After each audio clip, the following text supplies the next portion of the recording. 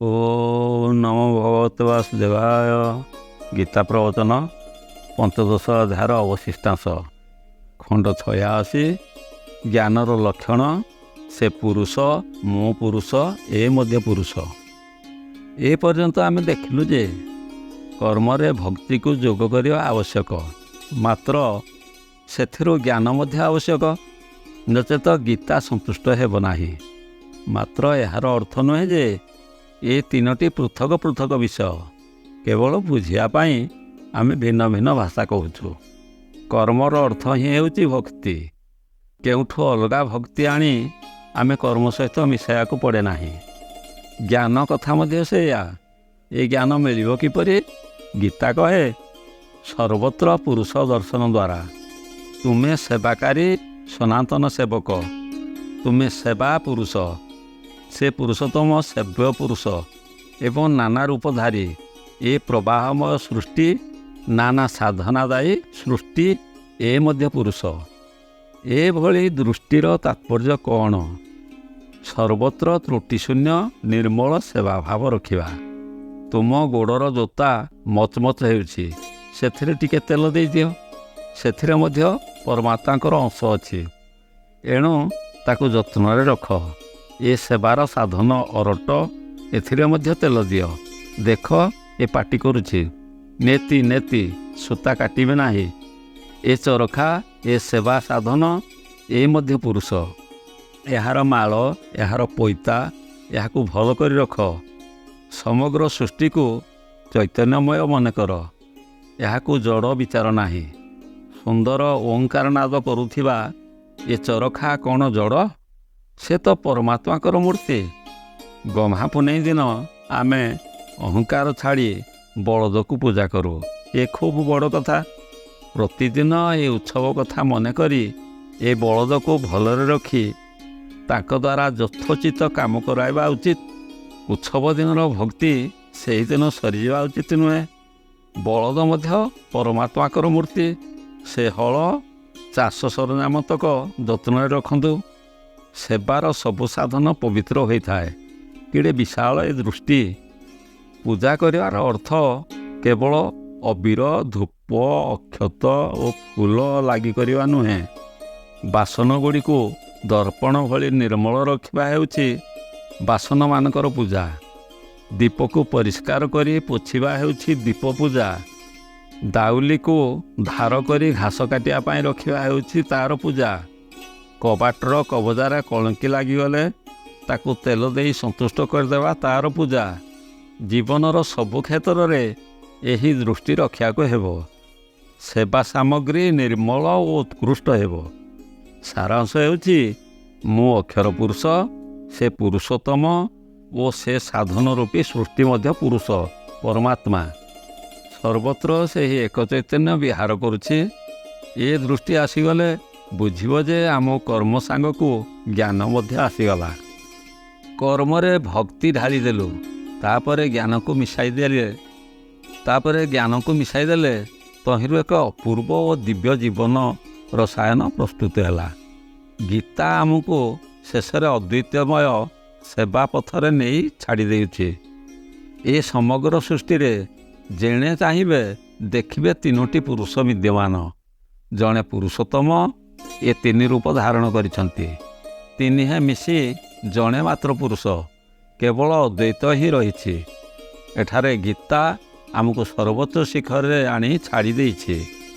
କର୍ମ, ଭକ୍ତି, ଜ୍ଞାନ ସବୁ ଏକରୂପ ହୋଇଗଲେ। ଜୀବ, ଶିବ, ସୃଷ୍ଟି ସବୁ ଏକରୂପ ହୋଇଗଲେ। କର୍ମ, ଭକ୍ତି ଓ ଜ୍ଞାନ ମଧ୍ୟରେ କୌଣସି ବିରୋଧ ରହିଲା ନାହିଁ। ଜ୍ଞାନଦେବ ଅମୃତାନୁଭବରେ ତାଙ୍କର ପ୍ରିୟ ଦୃଷ୍ଟାନ୍ତ ଦେଇଛନ୍ତି। ଦେବ ମନ୍ଦିର ପରିବାର ଗଢ଼ିଲେ କାଟି ପଥର, ଭକ୍ତିରେ ଏସନ ଆଚାର ନହେବ କିଆଁ। ଏକା ପଥରକୁ ଖୋଳି ତାରି ଦେଉଳ ତୋଳା ହେଲା। ସେ ଦେଉଳରେ ପଥରରେ ଗଢ଼ା ଭଗବାନଙ୍କର ମୂର୍ତ୍ତି, ପୁଣି ତାଙ୍କ ଆଗରେ ପଥରର ଜଣେ ଭକ୍ତ, ତା ପାଖରେ ପଥରରେ ତିଆରି ଫୁଲ। ଏସବୁ ଯେପରି ଏକା ପଥରରୁ କାଟି ଖୋଳି ଗଢ଼ନ୍ତି। ଏକା ପଥର ନାନା ରୂପରେ ସଜା ହୋଇଥାଏ। ଭକ୍ତି ବିଷୟରେ ମଧ୍ୟ କାହିଁକି ତାହା ହିଁ ନ ହେବ? ସ୍ୱାମୀ ସେବକ ସମ୍ବନ୍ଧ ରଖି ସୁଦ୍ଧା ଏପରି ଐକ୍ୟ ସାଧିତ ନହେବ କାହିଁକି? ଏ ବାହ୍ୟ ସୃଷ୍ଟି, ଏ ପୂଜା ସାମଗ୍ରୀ ପୃଥକ ରହି ମଧ୍ୟ ଆତ୍ମରୂପ ନ ହୋଇଯିବ କାହିଁକି? ଏ ପୁରୁଷ ତିନି ତ ଏକା, ଜ୍ଞାନ କର୍ମ ଭକ୍ତି ଏ ତିନିକୁ ମିଶାଇ ବିଶାଳ ଜୀବନ ପ୍ରବାହ ଗଢ଼ି ଦିଆଯାଉ। ଏହା ହିଁ ପରିପୂର୍ଣ୍ଣ ପୁରୁଷୋତ୍ତମ ଯୋଗ। ସ୍ୱାମୀ ସେବକ ଓ ସେବା ଦ୍ରବ୍ୟ ସବୁ ଏକରୂପ ଅଟନ୍ତି। ଏବେ ଭକ୍ତି ଓ ପ୍ରେମର ଖେଳ ଖେଳିବାକୁ ହେବ। ଏହିପରି ଏ ପୁରୁଷୋତ୍ତମ ଯୋଗ ଯାହା ହୃଦୟରେ ଅଙ୍କିତ ହୋଇଯାଏ, ସେହି ପ୍ରକୃତ ଭକ୍ତି କରେ। ସ ସର୍ବବିଦ୍ ଭଜତି ମାଂ ସର୍ବଭାବେନ ଭାରତ। ଏପରି ପୁରୁଷ ଜ୍ଞାନୀ ହୋଇ ମଧ୍ୟ 16 ଅଣା ଭକ୍ତ ହୁଏ। ଯାହାଠାରେ ଜ୍ଞାନ ଅଛି ତାଠାରେ ପ୍ରେମ ମଧ୍ୟ ଅଛି। ପରମେଶ୍ୱରଙ୍କ ଜ୍ଞାନ ଓ ପରମେଶ୍ୱରଙ୍କ ପ୍ରେମ ଏ ଦୁହେଁ ପୃଥକ ନୁହନ୍ତି। ସାଧାରଣତଃ କଲରା ପିତା ଏଭଳି ଜ୍ଞାନ ଉତ୍ପନ୍ନ ହେଲେ ସେଠି କଲରା ପ୍ରତି ଆଉ ଆଦର ଜନ୍ମେ ନାହିଁ।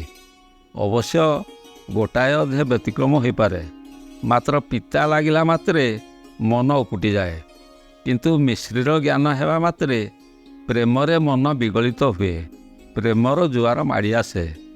ସେହି ମଧୁମୟ ପରମେଶ୍ୱରଙ୍କ ବିଷୟରେ ଜ୍ଞାନ ଲାଭ କରିବା ଓ ତାଙ୍କ ପ୍ରତି ପ୍ରେମ ଉପୁଜିବା ଦୁହେଁ ଏକା କଥା। ପରମେଶ୍ୱରଙ୍କ ରୂପମାଧୁରୀକୁ ଏ ତୁଚ୍ଛ ଚିନିର ଉପମା ଦିଆଯିବ କି? ସେ ପରମେଶ୍ୱରଙ୍କ ଜ୍ଞାନ ଲାଭ ହେବା ମାତ୍ରେ ତତ୍କ୍ଷଣାତ ପ୍ରେମ ଭାବ ମଧ୍ୟ ଉପୁଜିବ।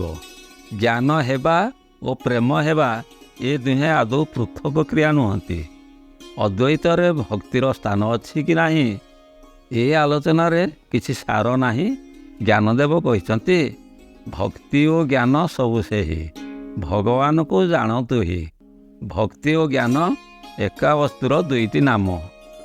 ଯେତେବେଳେ ଜୀବନରେ ପରମ ଭକ୍ତି ସଞ୍ଚାରିତ ହୁଏ, ସେତେବେଳେ ଯେଉଁ କର୍ମ ସାଧିତ ହୁଏ ତାହା ଜ୍ଞାନ ଭକ୍ତି ଠାରୁ ପୃଥକ ହୋଇ ରହିପାରେ ନାହିଁ।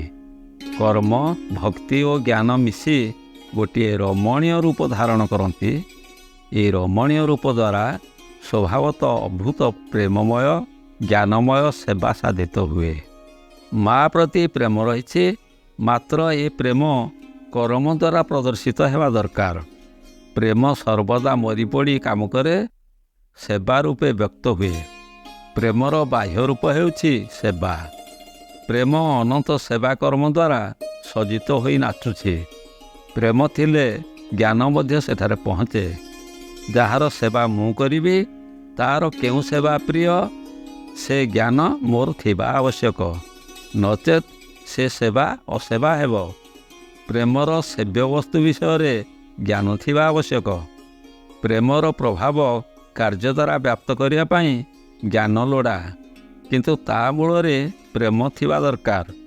ତାହା ନଥିଲେ ଜ୍ଞାନ ଅନୁପଯୋଗୀ ହୋଇଯାଏ। ପ୍ରେମ ଦ୍ୱାରା ସାଧିତ କର୍ମ ସାଧାରଣ କର୍ମଠାରୁ ନିଆରା। ବିଲରୁ ଶ୍ରାନ୍ତ କ୍ଳାନ୍ତ ହୋଇ ଆସିଥିବା ପୁଅକୁ ମା ତାର ପ୍ରେମପୂର୍ଣ୍ଣ ଦୃଷ୍ଟିରେ ଚାହେଁ, କହେ, ପୁଅ ଥକି ପଡ଼ିଛୁ କି? କିନ୍ତୁ ତାର ଏ ଛୋଟିଆ କର୍ମରେ କେତେ ସାମର୍ଥ୍ୟ ଥାଏ। ନିଜ ଜୀବନର ସମସ୍ତ କର୍ମରେ ଜ୍ଞାନ ଓ ଭକ୍ତି ଅଜାଡ଼ି ଦିଅନ୍ତୁ। ପୁରୁଷୋତ୍ତମ ଯୋଗ ଏହାକୁ ହିଁ କୁହାଯାଇଛି। ଖଣ୍ଡ 87 ସର୍ବବେଦର ସାର ମୋରି ହାତରେ। ଏହା ହିଁ ହେଉଛି ସବୁ ବେଦର ସାର। ବେଦ ଅନନ୍ତ, ମାତ୍ର ସେ ଅନନ୍ତ ବେଦର ସଂକ୍ଷିପ୍ତ ସାର ହେଉଛି ଏ ପୁରୁଷୋତ୍ତମ ଯୋଗ। କିନ୍ତୁ ଏ ବେଦ କାହିଁ? ବେଦ କଥା ବିଚିତ୍ର। ବେଦର ସାର କେଉଁଠି? ଅଧ୍ୟାୟର ଆରମ୍ଭରେ କୁହାଯାଇଛି, ଯାହାର ପତ୍ରଗୁଡ଼ିକ ବେଦ ଅଟନ୍ତି, ଯାହାର ପତ୍ରଗୁଡ଼ିକ ବେଦ ଅଟନ୍ତି। ଆରେ ବେଦ ତ ଏ ବୃକ୍ଷର ପ୍ରତି ପତ୍ରରେ ପୂରି ରହିଛି। ବେଦ ସେ ସଂହିତାମାନଙ୍କରେ, ଆପଣଙ୍କ ପୋଥିରେ ଲୁଚି ରହିନାହିଁ। ସେ ବିଶ୍ୱରେ ସର୍ବତ୍ର ବ୍ୟାପ୍ତ ହୋଇ ରହିଛି। ସେକ୍ସପିୟର କହିଛନ୍ତି, ବହି ଚାଲିଯାଉଥିବା ନିର୍ଝରଣୀମାନଙ୍କରେ ସଦ୍ଗ୍ରନ୍ଥ ମିଳେ, ପଥର ଚଟାଣମାନଙ୍କରୁ ପ୍ରବଚନ ଶୁଣିବାକୁ ମିଳେ। ଅର୍ଥାତ ବେଦ ସଂସ୍କୃତରେ ନାହିଁ କି ସଂହିତାରେ ନାହିଁ, ତାହା ଏ ସୃଷ୍ଟିରେ ରହିଛି। ସେବା କଲେ ତାହାର ଦର୍ଶନ ମିଳିବ। ପ୍ରଭାତେ କର ଦର୍ଶନମ୍। ସକାଳେ ଉଠିବା ମାତ୍ରେ ନିଜର ହାତ ପାପୁଲି ଦେଖିବା ଉଚିତ। ସବୁ ବେଦ ସେହି ହାତରେ ରହିଛି। ସେ ବେଦ କହୁଛି ସେବା କର। କାଲି ହାତ କାମ କରିଥିଲା କି ନାହିଁ, ଆଜି କରିବା ପାଇଁ ପ୍ରସ୍ତୁତ ଅଛି କି ନାହିଁ, ତହିଁରେ ବିଣ୍ଡି ହେଲାଣି କି ନାହିଁ, ଏହା ଦେଖନ୍ତୁ। ସେବା କରି କରି ହାତ ଘୂରି ହୋଇଗଲେ ବ୍ରହ୍ମଲିପି ଉଦ୍ଘାଟିତ ହୁଏ, ପଢ଼ି ହୁଏ। ପ୍ରଭାତେ କର ଦର୍ଶନମ୍ର ଅର୍ଥ ଏଇଆ। ଲୋକେ ପଚାରନ୍ତି ବେଦ କାହିଁ? ଭାଇ, ତୁମର ହାତରେ ତ ବେଦ ରହିଛି। ଆମକୁ ଆଜନ୍ମରୁ ତାହା ମିଳିଛି। ମୁଁ ନିଜେ ଜୀବନ୍ତ ବେଦ। ଏପର୍ଯ୍ୟନ୍ତ ସମସ୍ତ ପରମ୍ପରା ମୋ ଠାରେ ଏକୀଭୂତ ହୋଇଛି। ମୁଁ ସେହି ପରମ୍ପରାର ପରିଣତି। ସେ ବେଦ ବୀଜର ଫଳ ତ ମୁଁ। ମୋ ଫଳରେ ମୁଁ ଅନନ୍ତ ବେଦର ବୀଜ ସଞ୍ଚିତ କରି ରଖିଛି। ମୋ ଉଦରରେ ବେଦ 550 ଗୁଣ ବୃଦ୍ଧି ଲାଭ କରିଛି। ସାର କଥା, ବେଦର ସାର ଆମରି ହାତରେ ଅଛି।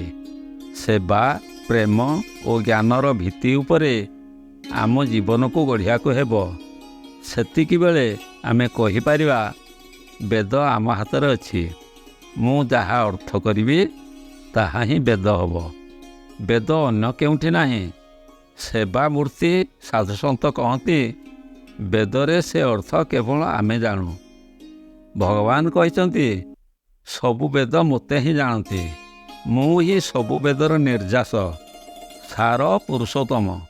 ଏ ଯେଉଁ ବେଦର ସାର, ପୁରୁଷୋତ୍ତମ ଯୋଗ, ଏହାକୁ ଯଦି ଆମେ ଜୀବନରେ ଚରିତାର୍ଥ କରିପାରିବା ତେବେ କେତେ ଆନନ୍ଦ ହେବ।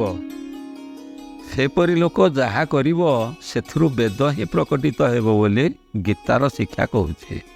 ଏ ଅଧ୍ୟାୟରେ ସମଗ୍ର ଗୀତାର ସାରାଂଶ ରହିଛି। ଗୀତାର ଶିକ୍ଷା ଏଥିରେ ପୂର୍ଣ୍ଣ ରୂପେ ପ୍ରକଟ ହୋଇଛି। ଏହାକୁ ନିଜ ଜୀବନରେ ଚରିତାର୍ଥ କରିବା ପାଇଁ ଆମେ ରାତିଦିନ ଉଦ୍ୟମ କରିବା ଉଚିତ। ଆଉ କ'ଣ? 15 ଅଧ୍ୟାୟ ସମାପ୍ତ।